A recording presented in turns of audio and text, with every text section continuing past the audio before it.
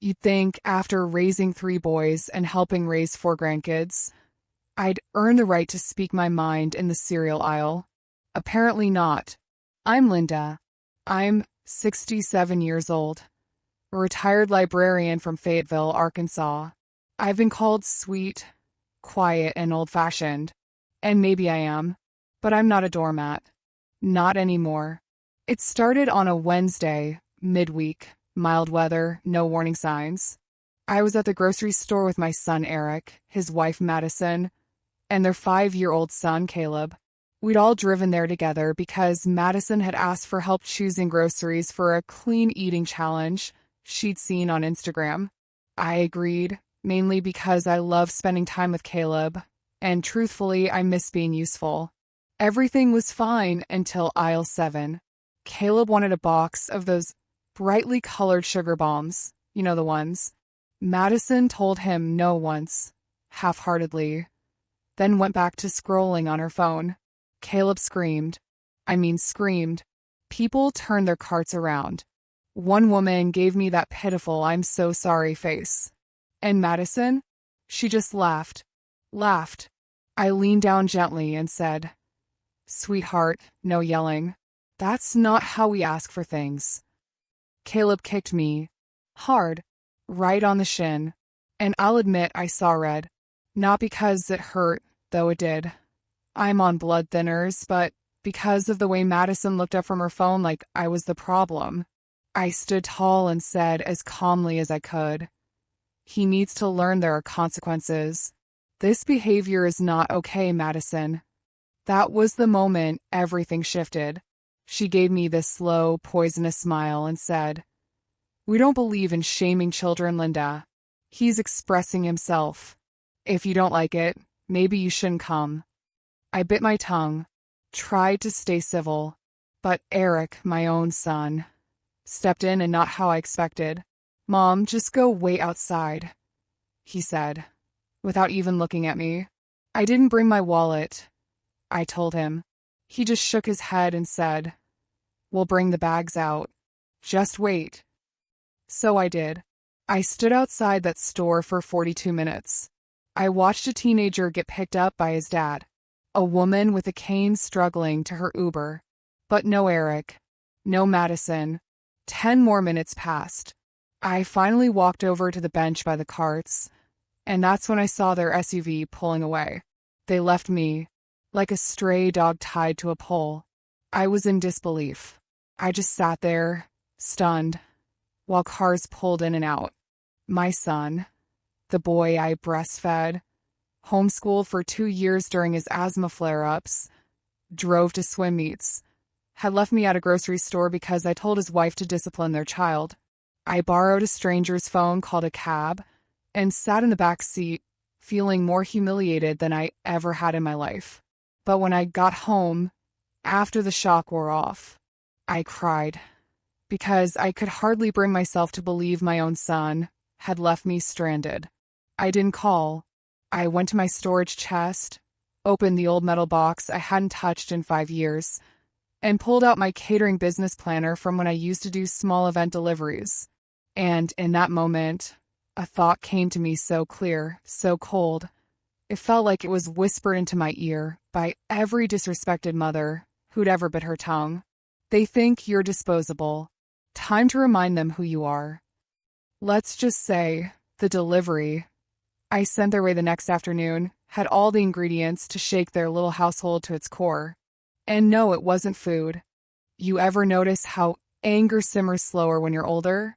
When you're young, rage is a flash fire. Wild, loud, over before you can grab a fire extinguisher.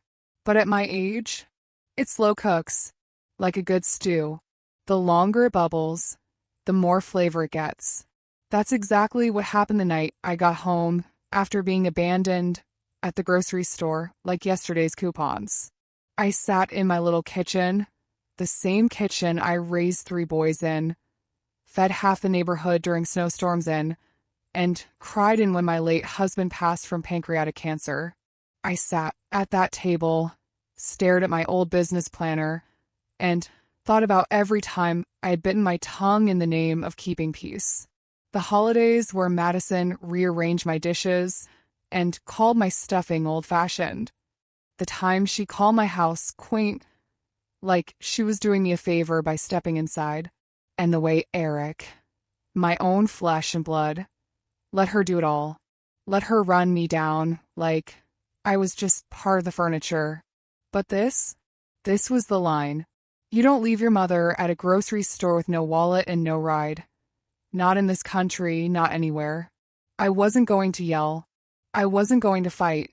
But it was going to deliver something. Let me explain. Back in the late 90s, after my husband died and the boys had grown, I ran a little side business called Sweet Loretta's Table, named after my mother. I catered small church events and did delivery packages, things like sympathy baskets, holiday boxes, gift trays for family milestones. I had a small circle of loyal clients, mostly seniors, and I kept meticulous records. Even had a folder labeled custom messages, where I helped folks write letters that weren't exactly cards. You know the type. You're thinking of them, but also letting them know something. So I spent that Thursday morning doing exactly what I hadn't done in years, prepping a delivery box. But this one wasn't food, oh no. It was symbolic, purposeful. Every item had a point. First, I bought a small pack of wooden spoons, 5 to be exact, tied with red twine. On the tag I wrote, "For the discipline you refuse to deliver, may you never need more than these." Second, I added a laminated copy of an old photo, one of Eric, age 6, hugging my leg after a tantrum at a church picnic. On the back I wrote, "This is what expressing yourself used to look like before it came with iPads and side eyes." Next, a hardback copy of What to Expect When You're Expecting Discipline. Yes, I made that cover myself and slipped it over a parenting book I found at the thrift store. Madison loves her trendy covers and hashtags. I figured she'd appreciate the aesthetic. And finally, a handwritten letter. Not a rant, not a guilt trip, just the facts. I wrote, "Dear Eric and Madison, I raised a son with values. I helped you both with your down payment, your wedding, and your second car. I've been a grandmother, a babysitter, a soup maker, and a silent observer in your household for years. Yesterday, you decided I was an inconvenience. You left me. I won't ask for an apology. I won't explain why that hurt. But I will remind you that love doesn't mean obedience. And respect isn't earned through silence. It's lost through abandonment. This delivery is my line in the sand. I will always love you, but I will never let you treat me like a footnote again." I sealed everything up, tucked it in an old white box with my logo still faintly visible, and paid one of the neighbor's grandkids, who works part-time for DoorDash, to drop it off Friday afternoon, right around 4:30, just in time for their pre-weekend wind down. And then I turned off my phone. I made myself some tea. I sat on my porch swing and watched the sky go orange behind the dogwood tree. I had expected a lot of things. Anger, confusion, maybe even silence. But what happened next? Let's just say the delivery did exactly what I hoped, and a whole lot more. There's a particular kind of knock that makes your bones remember old memories. It wasn't the gentle tap of a neighbor needing sugar. It wasn't the hesitant knock of a delivery driver trying to avoid eye contact. It was 3 firm pounds, purposeful, sharp, and just shy of rude. I didn't rush to answer. No, I let them wait. I stood in the kitchen, sipping my lukewarm tea, staring at the door like it was a final exam. I knew who it was. Of course I did. I opened the door to find Madison standing there in a sleek cream sweater, clutching her Louis Vuitton bag like it had moral authority. Her hair was curled like she was headed to brunch, not her mother-in-law's porch after a familial earthquake. Behind her, my son Eric stood, arms crossed, jaw tight. Not angry, not sheepish, just exhausted, like a man who'd been trying to play both sides of the battlefield and finally realized he was wearing the wrong uniform. "Can we come in?" Madison asked. Her tone clipped like she was doing me a favor. I didn't budge. Instead, I looked at Eric. "That depends. Am I safe in my own home? Or will I be left behind again if I speak my mind?" He winced. "Good. Mom," he said quietly, "can we talk? Please." I stepped aside. They sat on my couch, the same one Madison once called too floral for modern spaces. I sat across from them, perched in my rocking chair, hands folded. I didn't offer tea. Madison was the first to speak. "Of course. That delivery you sent? It was uncalled for. Frankly, it was passive-aggressive and a little disturbing." I raised an eyebrow. "Disturbing? I thought it was rather restrained." She scoffed. "Wooden spoons? Parenting books? Pictures of your son crying? That's not communication, that's performance."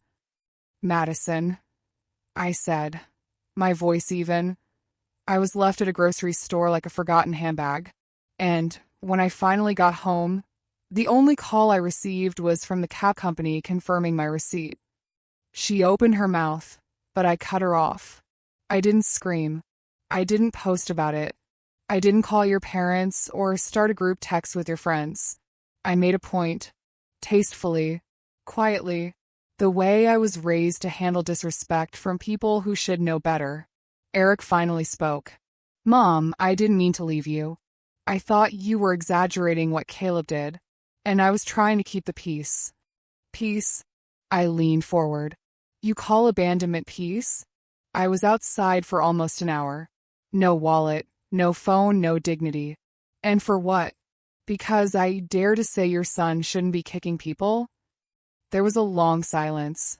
One of those thick, uncomfortable ones that makes a room feel smaller than it is.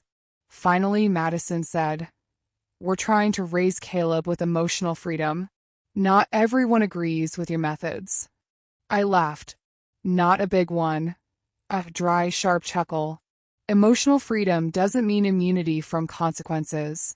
You let that boy scream, kick, and throw tantrums without boundaries, and then expect the world to coddle him like Instagram comments. She turned red. Not from embarrassment, from fury. "You don't get to tell me how to raise my son.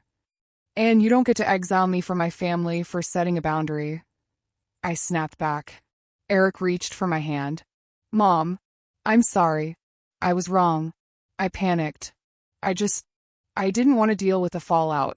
"Son," I said, letting my hand rest in his, "you already are the fallout." The room got quiet again.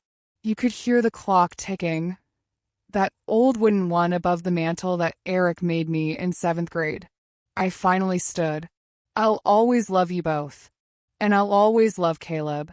But I'm done pretending that keeping quiet is the same thing as keeping peace. If you want me in your lives, it won't be as a silent observer while you rewrite basic decency." Madison stood up too. "So what now? You cut us off?" I shook my head. "No. You decide. You either respect the people who helped build your foundation, or you'll raise a child who thinks it's normal to knock over the bricks when they don't get their way." Eric nodded slowly. "We'll talk," he said. "Really talk." They left. No hugs.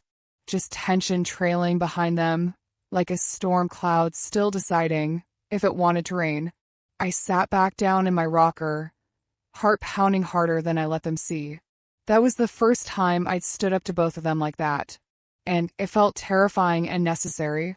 But I wasn't done yet, because while Madison left fuming and Eric left quiet, the person I really wanted to reach was still too young to understand. So the next morning, I started planning a very different kind of delivery. Something just for Caleb. Because sometimes the best way to change a family isn't by fighting the grown-ups. It's by teaching the children what love with limits really looks like. The morning after that stormy porch visit, I woke up early. Earlier than usual. Sunlight hadn't even kissed the kitchen curtains yet, but I was already at the table, a mug of black coffee in hand, heart thudding with something heavier than anger this time. Guilt? No, not quite. Sadness, maybe. See, for all the fireworks between me, Eric, and Madison, there was still a child in this story. A little boy who didn't ask for any of this tension, didn't understand the politics of adult pride, didn't know what it meant for a grandmother to go quiet. That little boy had kicked me, yes. But he'd also curled up in my lap last Christmas and asked if reindeer had names or just numbers. He'd asked me to teach him how to make cornbread muffins from scratch. He'd run to the door yelling Nana when I showed up with Dollar Tree stickers and a bag of gummy worms. And now, after all that noise between me and his parents, I knew what was coming for him: distance. The cold kind. The kind of silence between grown-ups that children feel in their bones, even if no one says a word. So I decided I'd be the adult who didn't vanish. I wasn't going to drop off more symbolism or sharp-edged life lessons. Not this time. This delivery wasn't about making a point. This was about making sure a 5-year-old boy knew, without a doubt, that love doesn't evaporate just because grown-ups fumble. I dug through my craft bins in the garage, the ones labeled Nana Projects. I found glitter glue, some washable markers, a few leftover pieces of felt, and an old blank canvas board I'd saved from a church craft sale. And I made him something. It was simple but personal, a handmade feelings chart, painted with faces I drew myself. Happy, sad, mad, silly, frustrated. And the big one, sorry. I gave each feeling its own color, its own silly face, and even little Velcro tabs so he could move a felt heart to the face that matched how he was feeling that day. I included a note. Dear Caleb, feelings are big and real, but so are the people who love you enough to help you handle them. Love, Nana, the one with snacks and boundaries. I tucked the chart into a soft canvas tote bag, along with a pack of crayons and a small photo album, one I'd fill with pictures of just the two of us over the past 5 years.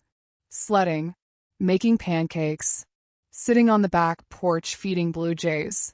I labeled each one with a little caption, simple enough for him to understand. Nana's lap, safe place.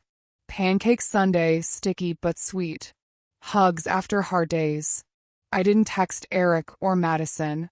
I didn't ask permission. I simply knocked on their door around 10 a.m. Saturday morning. Eric answered, holding a coffee mug and looking like he hadn't slept. Is it okay if I leave this for Caleb? I asked, holding up the tote. He looked at the bag, then back at me. His face softened just enough for me to believe he saw the difference in my tone. He's in the den, he said, then paused. I'll make sure he gets it. Thank you. You are welcome, I said, handing it over. I turned to walk back to the car, but just before I reached the curb, I heard a little voice from inside. Nana. I turned. There was Caleb, standing barefoot in his little Superman pajamas, clutching the photo album, flipping through it with both hands like it was a golden ticket. You drew me faces, he grinned. And hearts. I smiled back. That's 'cause I love all your faces, even the mad ones. Madison appeared behind him, silent, arms folded. She didn't say a word, but she didn't pull him away either. That night, I got a picture via text. Just one. No message. It was Caleb holding up the chart proudly, standing in front of the fridge, with a little felt heart stuck on the sorry face. Now, maybe Madison sent that to be petty, or maybe Eric did it quietly to say he gets it. Either way, I took it as a signal. I wasn't cut off. Not yet. But here's the thing, just when I thought the air might be clearing, that maybe the worst was over, Sunday came. And with it, a call from my youngest son, Daniel. He was on speakerphone with my middle son, Jason. Hey, Mom, Daniel said. We heard about the grocery store thing. I froze. Eric and Madison told the whole family, but their version? Well, let's just say it's missing a few wooden spoons. Jason cut in. Mom, what exactly happened? And that's when I realized Madison hadn't just gotten mad, she'd gone nuclear. She was trying to turn the rest of the family against me. You ever walk into a room and feel that somebody's been talking about you? Well, in the age of smartphones and family group chats, sometimes you don't walk into the room comes for you. And honey, it doesn't knock. Sunday afternoon, I'm folding laundry, trying to enjoy the smell of clean towels, when my phone buzzes like it's got a grudge. One message, then 5, then 12.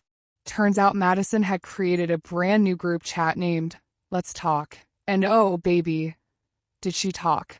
Screenshots, paragraphs, selectively cropped photos of Caleb's emotional chart, next to a long-winded message about how she and Eric felt undermined, unsafe, and emotionally manipulated by unsolicited parenting interventions. I nearly dropped a sock. Then came the pile-on. My niece Sherry chimed in with, "This is so tough, Maddie. Boundaries are healthy, even with parents." My cousin Trina added, "I saw a TikTok about this. Intergenerational trauma is real. And don't you know, even my sister, my own flesh and blood," replied with a tepid, "We all parent differently these days, Lynn. Maybe just take a step back for a bit." A step back? I wasn't trying to commandeer Caleb's entire upbringing. I just didn't think biting a cashier's ankle during checkout should be treated like a personality quirk. But now, according to this digital tribunal, I was some kind of unhinged matriarch with a spoon obsession and a god complex. I took a deep breath and typed 3 words.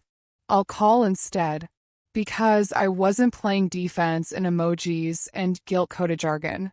Not today. I rang Daniel first, my youngest. The level-headed one. The peacemaker. "Mom," he said, before I could even say hello. "Are you okay? Do I sound like I'm okay?" I asked. He paused. "No. You sound like a woman who's about to cause trouble." "Good. Then you are paying attention." We talked for almost an hour. I laid it out. The grocery store, the silence, the delivery, the photo of Caleb smiling, the ambush by group chat. And to his credit, Daniel listened. Not defensively, not distracted. He listened like a man who knew his mother didn't throw grenades unless someone first pulled the pin. "I think you were right to say something about Caleb's behavior," he finally said. "But I also think Madison's on a warpath now and Eric's too spineless to stop her." "I raised him better than this," I whispered. "I know," Daniel said, "but he's not 12 anymore. And Madison doesn't want a mother-in-law. She wants a silent partner who brings casserole and babysits on command." Then came the twist. "I talked to Jason too," Daniel continued. "He says Madison told her parents you were threatening custody interference, that you were emotionally unstable." I stood up so fast, I nearly kicked over the laundry basket. That woman is rewriting reality, while I'm out here making arts and crafts for a child she can't even manage. "I know, Mom. That's why Jason wants to meet both of us.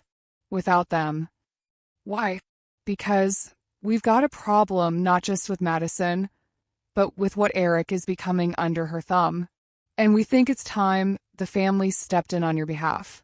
Let me tell you something about family interventions. They usually happen when someone's spiraling out of control, not when someone's finally drawing boundaries. But here I was, on the receiving end of both. Madison had triggered one in the group chat to isolate me. But my sons, the ones I raised, they were planning another. One to pull me back in. The following Friday, we met at Jason's house. Just me, Daniel, and Jason. No wives. No Caleb. No distractions.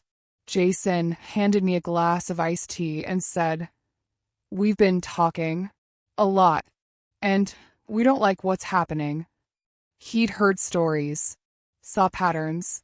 Apparently, Madison had been subtly cutting me out for months, canceling visits, intercepting phone calls, rescheduling holidays last minute with convenient reasons. It was death by 1,000 boundaries, disguised as organization. I tried to give her grace. I said. I really did. Jason nodded. But you were raising us while she was still getting gold stars for cleaning her room. She doesn't understand your love language. Daniel chimed in. She doesn't want a mother-in-law. She wants an employee with no opinions. I laughed. The tired kind. Well, she got the wrong old woman then. We decided 2 things that night. The family wouldn't let Madison be the only voice defining me. We'd bring back balance the one way I knew how. Not by arguing harder, but by reclaiming space. So we planned something for Caleb's birthday in a few weeks. A backyard cookout. Family only. No RSVPs. Just show up and eat. I'd bring my famous strawberry sheet cake. Jason would fire up the grill. Daniel would play catch with Caleb. And if Madison wanted to sit this one out, well, sweetie, that'd just be another teachable moment. Because family doesn't get to write you out of the story just because you won't play the fool in their version. I don't know if it was the smell of sugar in the air or the creak of folding chairs coming out of storage, but something about that Saturday morning felt old-fashioned. Like before the phones, before the politics, before every family gathering turned into a silent game of emotional Jenga. Jason's backyard wasn't fancy. Patchy grass, a sun-bleached deck, a grill that needed a prayer and some lighter fluid, but it was ours. And that day, it was Caleb's kingdom. Daniel had gotten him a foam baseball set, and Jason hung some Dollar General streamers between the fence posts. Nothing Instagram-worthy, just the kind of backyard birthday kids actually remember. I came in slow, carrying the cake like it was holy. Strawberry sheet, thick vanilla frosting, rainbow sprinkles. A little lopsided because I got distracted watching Judge Judy while it cooled, but still proud. Caleb saw me first. He was chasing bubbles with his shirt half-tucked and chocolate already on his face. 5 years old. Heart still wide open. Nana. He bolted toward me, arms flailing, legs moving faster than his coordination could handle. I braced myself like a football player. His hug landed squarely at my waist. You came, he beamed, and you brought the cake. I wouldn't miss it for the world, I said, pressing a kiss to his forehead, sticky and sun-warmed. And for a moment it was simple again. Just a boy and his Nana. No politics, no accusations, just love. Then I saw her, Madison, standing by the cooler, sunglasses on, arms folded like she was guarding the Ark of the Covenant. She hadn't RSVP'd. We didn't expect her to, but there she was, watching. And I'll tell you, that woman could wear a silent judgment like a Chanel coat. Eric stood a few steps behind her, holding a solo cup, caught between pretending things were normal and praying nobody said anything that'd make them worse. Jason nudged me with his elbow. You okay? I'm 67 and wearing compression socks, I muttered. But other than that, I'm peachy. Daniel laughed. Ready for Act 2? It started with music. Jason queued up some Motown, real family music, and that loosened a few shoulders. Daniel got a wiffle ball game going, Caleb screaming with joy every time someone struck out and fell down on purpose. I stayed by the food table, serving up cake, sipping iced tea, waiting. Not lurking, not pushing, just being, like a tree, unbothered by weather. Eventually, Eric wandered over. He looked like a man who'd aged 5 years in 1 week. Hey, Mom, he said. I raised an eyebrow. That what I am again. He sighed. I deserve that. I didn't nod, didn't confirm, just handed him a plate with the biggest slice of cake. "I didn't know she was going to create that group chat," he said, eyes low. "It got out of hand." "What got out of hand?" I said. "Was leaving me at a grocery store like a forgotten sock. The rest? That's just cleanup." Eric bit his lip.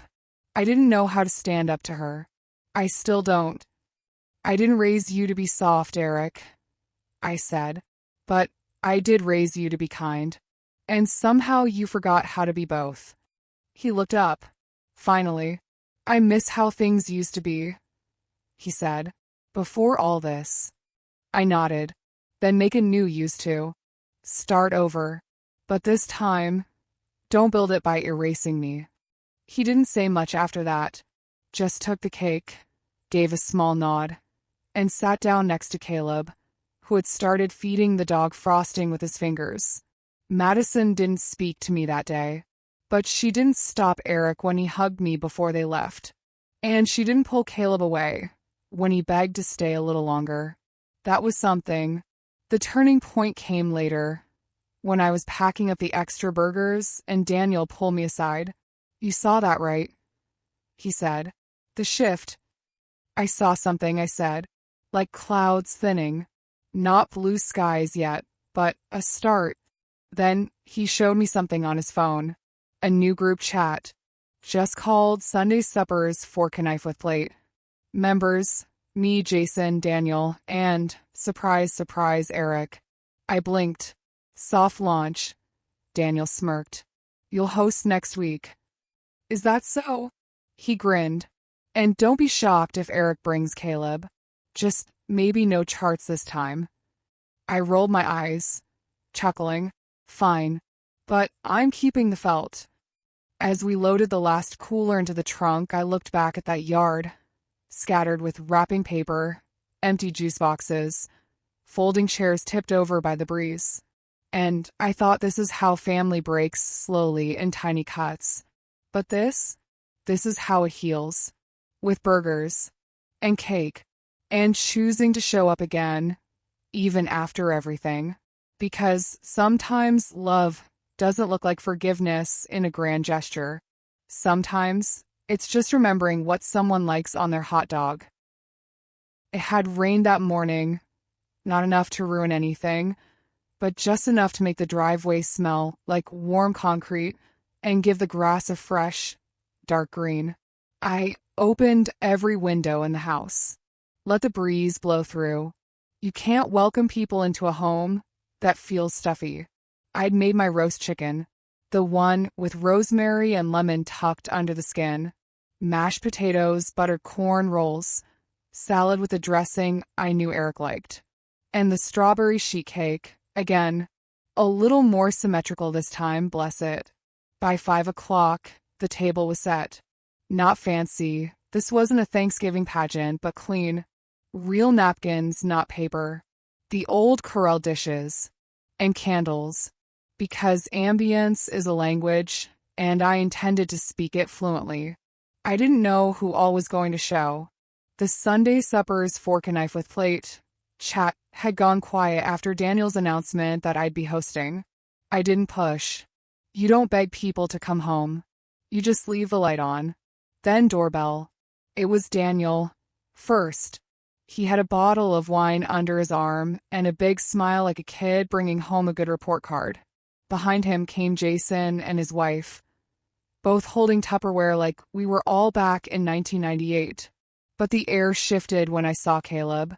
He was there, grinning, still in his church clothes, little khakis, a blue polo shirt with grass stains already starting at the knees, and standing behind him, hand on his shoulder, like she wasn't quite sure how to be there. Madison. She had come as well. No fanfare. No forced apology. Just present. "Hey, Mom," Eric said, stepping in with that cautious look of a man who knows his seat at the table might still be up for review. "Welcome," I said, voice calm and steady. "Hungry?" They all nodded like a jury, ready for sentencing. As we settled in around the table, conversation started slow. Weather, gas prices, school drop-offs. But then Jason told a story about trying to fix his garbage disposal and nearly flooding the kitchen, and Daniel chimed in with a joke about YouTube plumbers, and just like that, the rhythm was back. Until Caleb stood up. He didn't bang a spoon or clear his throat. He just stood, awkward little boy stillness, and held up a folded piece of paper. "I made this," he said. "For Nana?" I froze. Everyone did. He walked over, shy, slow, and handed it to me. A drawing. Crayon. Purple and orange. 2 stick figures, holding hands in front of a house. Mine, on the top, in blocky letters. Nana plus me equals happy. I bit the inside of my cheek. So hard I tasted metal. "Did you draw this yourself?" I asked. He nodded. Daddy helped with the spelling. Then he did something that knocked the air right out of me. He turned to Madison and said, clear as a bell, "Mommy, I want to come here more. Nana knows how to play without the chart." The room went still.